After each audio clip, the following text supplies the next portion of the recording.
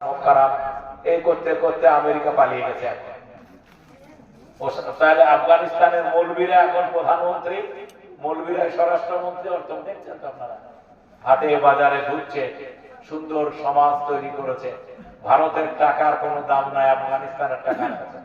আফগানিস্তানে জমজম পানি, যে কোকোকোলা তৈরি করেছে, এই কোকোকোলা আমেরিকা কিনছে, বলুন আলহামদুলিল্লাহ। সেই আফগানিস্তান যুদ্ধ শুরু হলে আমেরিকার পালাচ্ছে।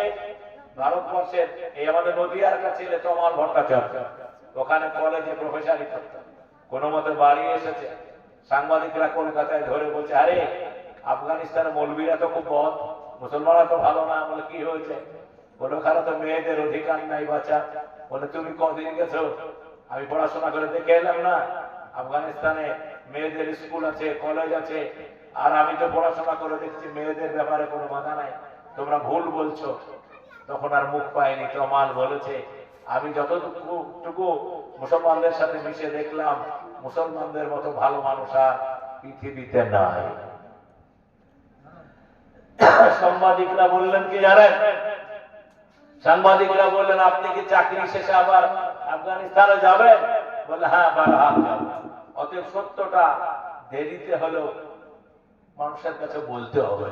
একটা মিথ্যা কথা আপনার কিন্তু বলেই চলে যাবে, আপনি শুনেই চলে যাবেন, এটা হবে না।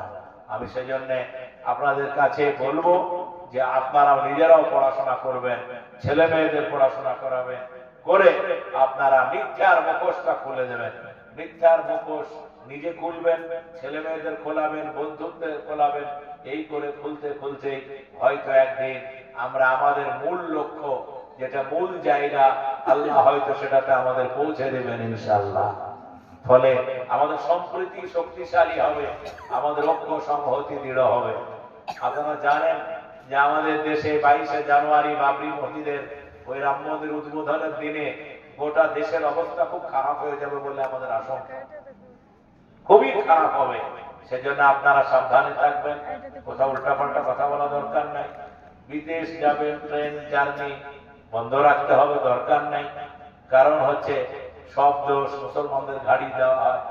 গোধারা কাণ্ড ঘটালে ওরা, তাহলে কেন লাভ হয়নি? গোধারার প্রমাণ আজও হয়নি, কিন্তু তার খেসারত মুসলমানদেরই দিতে হয়েছে।